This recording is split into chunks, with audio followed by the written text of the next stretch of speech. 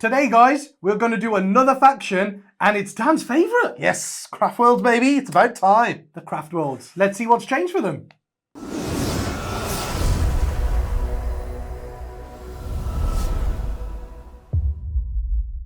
So guys, just before we start, if you haven't already, hit that subscribe button, notifications bell in the corner over there so you know each time I release one of these videos and so that you don't miss out on all this juicy content. And if you want more of this juicy content, this style of video is exactly the kind of interaction you get in our elite-only Discord server with a lot of like-minded competitive gamers. So if you want to, have more of this style of content, but also ask questions freely and have all-time access to me and Dan personally, join the Elite and you'll also get amazing discounts off our web store and the privilege of, helping us out, supporting the channel that you love. You need to know about Craftworlds. I'll wake him up.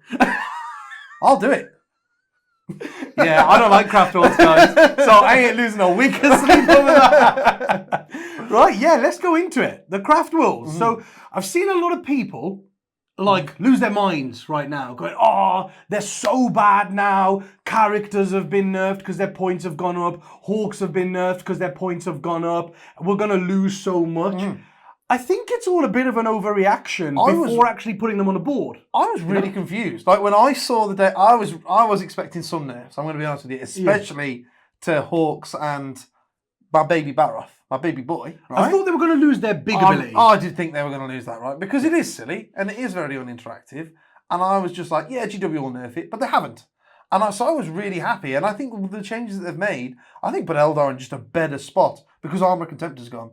And that opens up so many options for us now because like the AP -1 is on a lot of our weapons are and combat stuff. So I think it's huge for us. The real downside that everyone is really blowing out of proportion, I think, is the Hawks.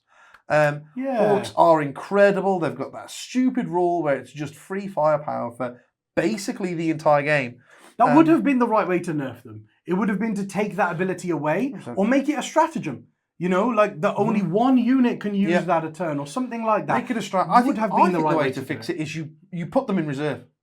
You just go, they come out, they shoot, then they can go back in reserve if they want to. Yes. Because then next time, they come deep in, strike down, they can't go back they out cannot again. move for any reason. Yes. So they can't battle focus away or anything like that. And that way, they're doing it for what, three turns in a game, maybe. So and I think that would have been good. Sense. I think that would have been very good, right? That would have been the way to do it. Because in my opinion, they're still pretty busted. Yeah. People are losing their minds going, oh, Hawks are rubbish now. But no, do the math on it, guys. These people that were overreacting were people that were taking 30 Hawks. There's nothing wrong with 30 Hawks. I think they were brilliant. They were fantastic. And that was 600 points. So you're like, okay, you were taking 10-man units for 200 points. Now the same 200 points is just going to get you 8 Hawks. Yeah. You're losing 8 shots. But you're still getting 32 shots for every single turn of the game because you've kept your really amazing ability. It's still just as broken with 8 shots less. Definitely. It's not the end of the world at all. So compared to what some factions have got, I think that's a very light. I think it's just a knee-jerk reaction from people before like we say, before they've put it on the table. Because the characters, people are losing their minds over the farces, but they've gained 5 points, 10 points. And you're like, okay, if you're taking 3 of those, you've gone up by 30 points. Your Hawks, you won't go up on points on your Hawks because what you'll do is you'll just take 1 or 2 less Hawks in the unit and I'll pay for the rest of the squad. So you've lost nothing there. Your list has gone up 30 points or 20 points. And do you know why they've put the points up, right? And this is what I found. As soon as you play Eldar, you'll realise that those Psykers, they are so good at buffing, but the damage they can put out is silly.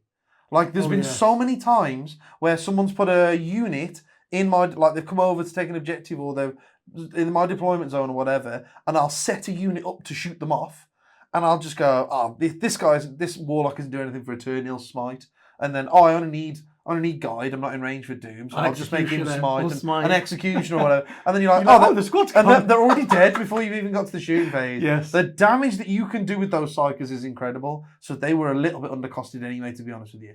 So I think that's actually justified, and there's no issue with that at all. And that's it. Those are the only downsides. But that's what everyone's going crazy about. And we kind of looked at it and went, one is gone slightly worse, the Hawks. but the characters are about what they should be now. So like you've literally not been nerfed that badly, and that's all the downsides. Yeah. Now let's reel you through the good bits, because there's quite a few of those. Yeah, There's quite a few. There's of those. a lot of doors open for Eldar. The first one Dan mentioned, and that's that Hail of Doom might be back now because Armor of Contempt is gone. Armor of Contempt going away. How big is that for Eldar? Yeah, Armor of Contempt was so big for Eldar because like all of your Shuriken weaponry is -1 AP. And that's like the signature weapon of Eldar, that's right? what, Shuriken. Yeah, it's all that kind of stuff. But then even like your striking scorpions in combat are -1, and it means like your Dire Avengers, they're like one of the best units in the book. And being -2 AP most of the time with Armor of Contempt means they were -1. And then if a Marine was on cover, it was going from a 2-up save to a 3-up save. And you aren't killing that many Marines. You're not killing enough of them. Whereas now, like without that there, you're putting Marines in cover on a 4-up save. Yes. Standard with a Dire Avenger, a 4-up save. If you roll a 6, they're going up to a 6-up save. And then this is Hail of Doom. So the damage that you're putting out is like, it's massive amounts of damage. You can still carry on taking Ignore's cover if you want. You know what I mean? Because that's the switch there. Sorry, Ignore's cover is what would put you on a 4-up. The normal Shuriken's putting you on 3-ups on cover. So you can either take Hail of Doom, you'll be putting them on 3-ups in cover, and then 5-ups with 6s, but you'll get a lot more 6s because your hits will be 6s. Yes. However, you could take Masterful Shots, and that'll put them on 4s. Because they don't get the cover and you're AP1. So that's a little bit, you're putting them overall on worse saves with the Ignore's cover. -2. Oh, with Dire Avengers, yes. Yeah. I was talking about the Master. Oh, sorry, I was talking about Dire Avengers. Dire Avengers specifically, yes. So like on cover, and like Dire Avengers are like one of the biggest units you're using, right? You're using them a lot. That's what it's doing. Oh, yeah. Just with Hail of Doom, you're putting them on 6-up saves. If you take Ignore's cover, they're on 5-ups naturally. They're on 5-ups naturally. And then no they saves. Still on cover, and you're giving them 5-up saves. It ramps the power up of them immensely. Armor of Contempt going away makes Dire Avengers, like we put that Dire Avengers are going to come back en masse again. Like people will be taking many of them again because they kind of went down to like a 10-man unit and then a 7-man unit, and that's what a lot of people were taking. Like it would be like 5 Banshees and 7 Avengers in a Wave Serpent, and then another unit of 10. That's what people had gone to. Like they weren't taking 30 anymore and stuff like that. But we're going to start to see them again now. Like we're going to see some spam of Shuriken, in my opinion. Like bikes with Masterful Shots as well. The bikes are great again as well because they can move 22 and shoot with no penalty. Moving 22 inches, then targeting something on objective and getting hitting on 3s, rerolling 1s with no buffs around you, and then ignoring their cover and being AP1. They're going to start flipping objectives real quick, and they're going to help you with points. What I found with Armor of Contempt is it made me take more combat units. I was having to take the Scorpions and 2 units of Banshees and all that kind of stuff because you had to go to these Marines that were sat behind walls on 2-up saves, ignoring the first point of AP. And the bikes just weren't doing that, like the Wind Riders or any fast-moving unit with a Shuriken weapon on it just wasn't doing it.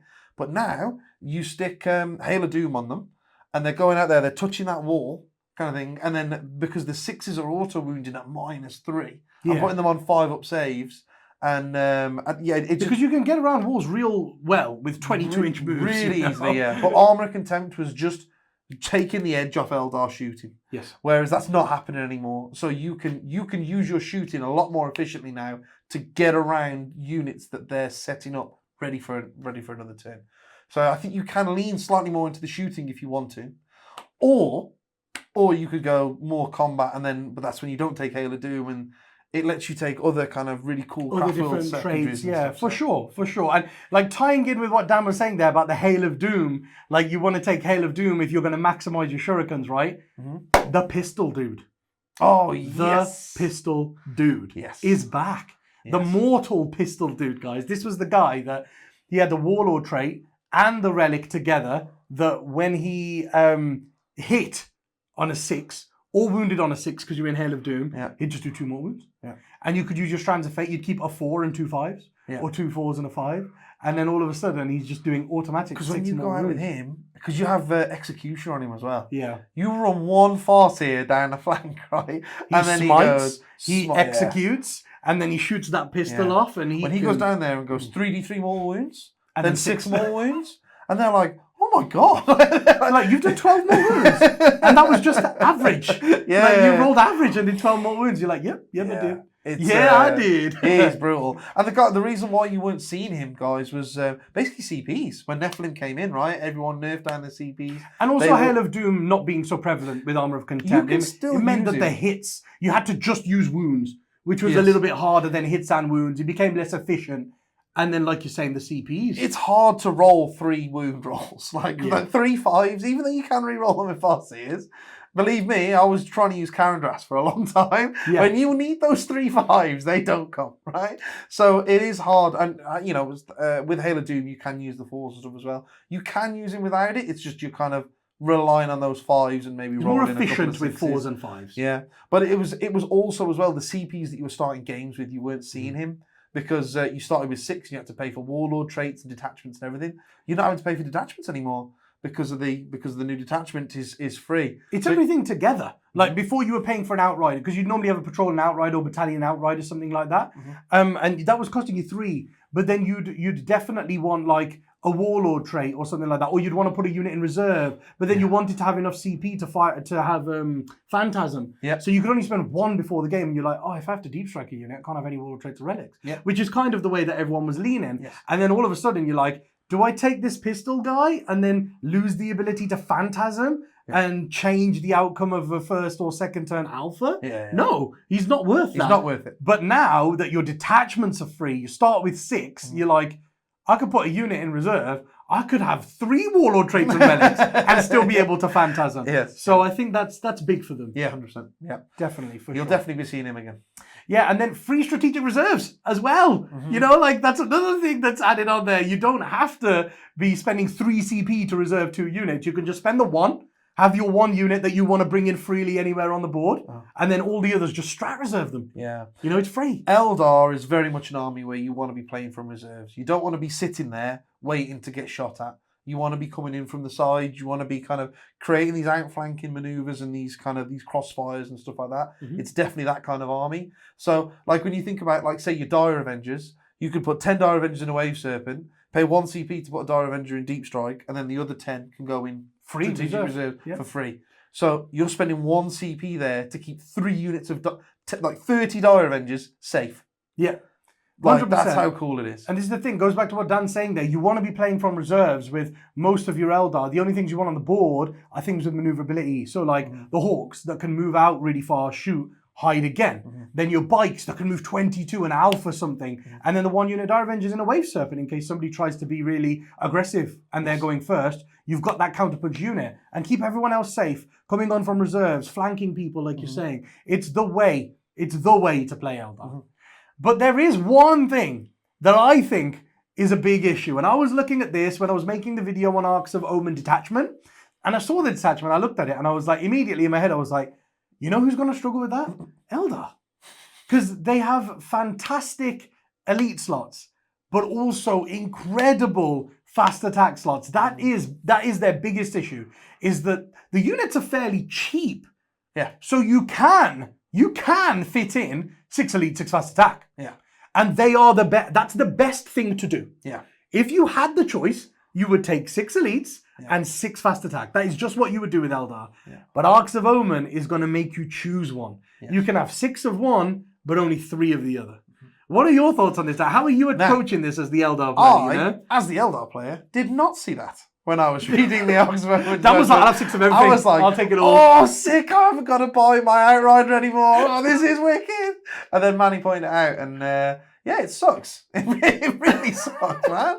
Because I love my Dire Avengers. I love my Banshees and my Scorpions. But then Hawks and Vipers and Windriders are amazing. There's 3 data sheets in each one that are incredible. Sprinkles Shining Spears and stuff in there as well. Yep. Like, there's just so many cool things. And you cannot, there is no way around it. You cannot do it now. So you're picking one or the other. And we were like, oh, which way would you go? Now, I think I would go down the elite side. I would go with the Dire Avengers and the Banshees, because I think they're sick. I just love them. They're the heavy lifters whenever I'm playing all the time. But you were saying, and I get where Manny was saying about the fast attack and stuff, because the Windriders are very good. The Vipers are getting you so many points. So I was looking at the overall balance. like way of doing things. And I was like, I feel like the more balanced way is to take the Outrider, because if you take the elites, you're going to pick whichever fast attack is the best and just take 3 of that, like Hawks. Hawks. Yeah, let's be honest. Exactly. You're going to take 3 Hawks. They're still amazing, Hawks are. You're still going to want to take 3 Hawk units. Now, yeah. taking 3 Hawk units means it locks you out of all the other good fast attack. Yeah. Whereas the case isn't the same for elites, because there's an argument the Scorpions aren't really needed. There's an argument the Shining Spears can do a similar role to the Scorpions turn 1 and stuff like that. And I only really like my 1 unit of Banshees. The unit that's got Crone Scream and the double blades on them. Like, that's my unit that I like. I don't like a second unit of Banshees anyway, not the way I play. So I'm like, well, I'll go Outrider. I'll get triple Hawks in there, but then I'll also get double Bikes in, and I'll be able to take a Shining Spear unit. So I've got some combat in there as well. Then I'll look at my elites and go, well, I'll take double Avengers because they're amazing. I won't be able to take that triple squad, but I'll get my good Banshee unit. So yeah, I've locked out that 1 Dire Avenger squad, and I've swapped my Scorpions for Bikes, for the combat ones, the Shining Spears. But I've essentially locked 1 Dire Avenger unit out, and then a unit of Banshees that I don't think is very reliable for double bike units, double Shuriken bike units, which I actually think are very good now. Because the speed is, I think, what you need in the Arks of Omen mission set. I think speed is going to be key. And they're going to be able to help you get behind enemy lines so much more reliably. You know, like the 22-inch moving bikes. Because fire and fading every turn is back, baby. So that's why I'm in favour of the bikes. Moving 22, shoot it with no penalty, then moving another 7 is going to pretty much guarantee you those secondary points, which I think are very important right now. You will hear those arguments. Those arguments are wrong, but you will hear those arguments, guys. We're just giving you examples of them. Yeah, guys, yeah, take triple Banshees and triple Scorpions. Because the combat is so overpowered. Yeah. Oh, turn 1, sending Scorpions into someone's lines. Okay. There's just no better feeling. There is. It's just no dropping better 3 drop pods on someone. Boom! That's a better feeling. No, you can't drop your drop pods in front of me because my Scorpions are already there, blocking them. Wow. Yes. Wow. Scorpions. Scorpions rule. Win for the Scorpion. Yeah. Oh, man. And like I mentioned there, Linebreaker, fantastic, right? Well, their secondaries are just great going into the new meta. Because like that, like they're an army that's built perfectly to do behind enemy lines. Yeah. And they're going to max it now. Yeah, do you know what? I mean, I've played Eldar quite a lot, and I was taking behind enemy lines, rod or banners, depending on what you're playing against, what the mission is, and then the Aspect Warrior secondary, Wrath of Cain, and I was maxing my secondaries a lot. And that's the thing, like before, Linebreaker was like a guaranteed 10 to 12, and you might get to 15, but you've got to push for it. But guaranteed 10 to 12. Now it's just a guaranteed 15. Behind enemy lines, it's just a guaranteed 15. It's very hard to stop Eldar getting it. Very Very even hard. if you think about it, like you can do it with like your fire and fading bikes or whatever, turn 1, and you know you. And it's just got to be 1 your unit to wave max it now. serpents being aggressive, your deep strikers coming down turn 2 and 3 are getting it, and then let's say you go turn 4, I'm going to come out, I'm going to shoot my Hawk unit. And I'm going to bugger off over into the corner. Yeah, I'm going to jump Into away, your but I'll corner. jump into your corner. I don't have yes. to come back into my deployment Yes. zone. I'm going to go and sit in the corner. And then you're like, oh, okay. And then turn 5, I can do exactly the same thing. It's huge. Yeah, and then That is huge. there's nothing you can do about it. It's very, very hard to stop because whatever Yeah. units you were putting there to stop my Hawks going back over into that corner has probably been killed by the Hawks. Yeah, and before to max it, you would need to get 2 units into their deployment zone for at least 3 or 4 turns. And now it's just 1 unit. It's just one. Like a unit. single unit every turn. It's so easy. Really easy. It's why I don't think you need the Vipers anymore. Yeah. Don't think you need the Vipers anymore. You can take the more optimized fast attacks in the ones that you want, and you don't have to take the Vipers because it's only 1 unit in the enemy deployment zone now. So they do that fantastically. They've never had a problem with R&D. No. Or banners. No. Like they never have. They can do one of those very reliably. And then they can do a psychic one. They've got their Wrath of Cain that you've been taking. That's also very good. Especially in the current meta, there's going to be armies out there that want to get into you. Tau, they want to shoot you, they need to come and get angles. And a lot of ruins, they want to get angles, they're coming up close to you. You know, Iron Hands, they're going to want to be coming in pods, Vanguard Veterans, all in your face. Blood Angels are going to be good, in your face. Gene Stealer Cult are going to be good, dropping in your face. There's so many armies out there that are very good, at close range. They're lethal close, so they're going to come to you. And that is why, sorry, there's another argument as well for the double unit of Banshees. So Yes, I totally agree with Manny in the the Crone screen, and the double blade is amazing and is uber killy. It will go out there and it will kill most things, whatever you need. For sure. The other unit of Banshees is for that secondary, because it can go, oh, you're within 24 inches of my Wave Serpent. With these 2 strands of fate dice, I'm going to auto charge you. I don't even have to roll a dice. Yeah, you're like, oh, you're just a character on 3 wounds. I'll kill it. And it's either a little character or it's 10 guardsmen or something like that. Yeah, and they'll go in there and they'll take it out, and that's getting you 4 points for that turn. And that's why I think those are kind of very important. And that's it, man. Like with all those data sheets we've spoken about there, like that's pretty much the whole Eldar range. It's all great now. Yeah. And like the secondary options are great. Not paying CB for your detachment, that's all great. So now guys, think about everything we've spoken about, and now tell me they've been nerfed hard and that they're dead. It's not a thing. I didn't see it. I was very confused. I was like, oh, I've missed something. When I heard they were like, oh, Eldar are taking a beat, and I was like, oh, what have I missed? So yeah, the beating is a myth. The beating is a myth. They are ready to lay the smackdown on other armies, in my opinion.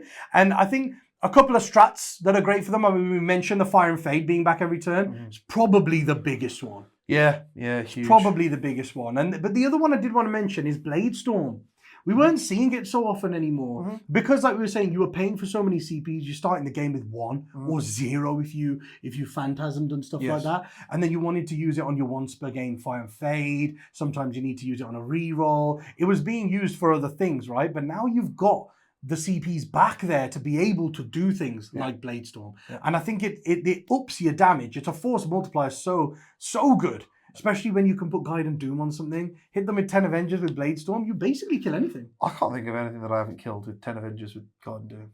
They're beast, man. They kill. And then there's one other trick that with the Dire Avengers, right, that I use all the time. And opponents, right, they always go, oh, yeah. Right, with your Wave Serpent, get your 10 Dire Avengers in your Wave Serpent and play it uber aggressive, right? Just ram it down someone's throat, right? Because what they're going to, like, if they don't deal with that Wave Serpent, those Dire Avengers are going to jump out, they're going to do Rod in a quarter, and they can still shoot, and they're going to kill, like we said, pretty much anything that you want to. That's amazing. But if you've got that Wave Serpent near a ruin, and then they kill that Wave Serpent, what's going to happen is you're going to roll 10 dice, right, when they get out, and if you roll a 1, one of them dies, which sucks. But then, that squad is not at starting strength. Yes. And then, so they kill it, and then you roll a dice and you go, oh, 1 died. Oh, that's exactly what I wanted. And that you go, you see the look on their face, and they're like, what? Why would he want one of those to die? And then you double shoot that unit of 9 Dire Avengers with Guide and Doom on them. Then they remember why. There's a strat in there where if a unit of Dire Avengers, specifically Dire Avengers, is not at starting strength, they can fire twice in the shooting phase. Yeah. So that's huge, right? Use vehicles blowing up to get that unit below starting strength. And it is massive. It's huge. Absolutely huge. So that's one thing that we wanted to say there. And that's everything, basically. Like, but look at that, man. I mean, we've basically just gone down and said pretty much everything in Eldar is really good now. Yeah. It's amazing. And then the secondaries are great. Like, so all the data sheets are now good. The buffs that they get as an army, like the Shuriken being AP1 and all that kind of stuff, is amazing. You can choose to ignore cover on your whole and absolutely everything, which again is amazing. And then your secondaries are very reliable on top of that. It's like you're going to score very high, but you also have the kill power back. You've been given the kill power back. Yeah. They're actually going to be all over the top tables at events. Yeah. I think these guys are A tier. They're top tier. I'd put them on the A tier there. Don't think they're quite S tier. I think there's some armies that they're not going to stand up to very well. Like, I mean, like Guard are on another tier. But I think Iron Hands are up there with them. Guard and Iron Hands are right up there. Yeah. And Tau maybe, like they've come out of this pretty much unscathed, but we need to see a bit more of Tau to see how they're going to adapt to the meta, I think. Definitely. Because I think things like Iron Hands are going to be looking at Tau going, you've had your day in the sun. And you play us now, and it's bye-bye from turn 1. You call that a gun line? That's not a gun line. This is a gun line. They're like, oh, you used to send 2 planes over. Here's 3 pods and 30 dudes that get out of it and everything else, you know what I mean? So they will alpha the alpha. Yeah. They are the omega.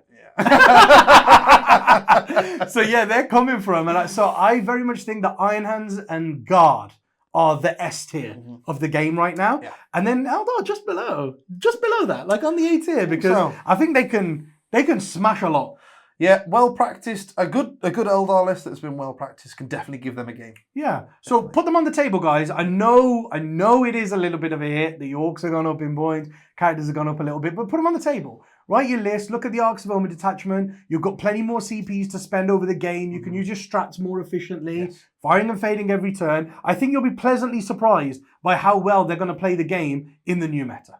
So there you have it, guys. That's our faction focus for Craftworld Eldar. Hopefully you've learned a lot from this. We did learn a lot about this, and we've learned that they're still right up there. So hopefully we've changed a lot of your minds on Eldar taking a big hit. And guys, if you haven't already and you've watched this far, hit that subscribe button, notifications bell in the corner over there so you know each time we release one of these videos. And like we were saying at the start of the video, guys, if you've watched all of this and you found it very helpful, this is very much the kind of discussion you get in our elite-only Discord channel, where you get, exclusive access to me and Dan. You can ask questions at any time, but not just me and Dan. A lot of like-minded people who also will be playing the faction that you're playing, you can ask them questions at any time of day, and normally someone will respond on the same day. Yeah. Normally someone, whether it's us, whether it's a fellow gamer of the same faction, someone will respond same day. So if you want that level of interactivity, and amazing discounts off our web store, and you'd just like to support our channel, then head over to glasshammergaming.co.uk and join the elite. And we'll see you in another Faction Focus.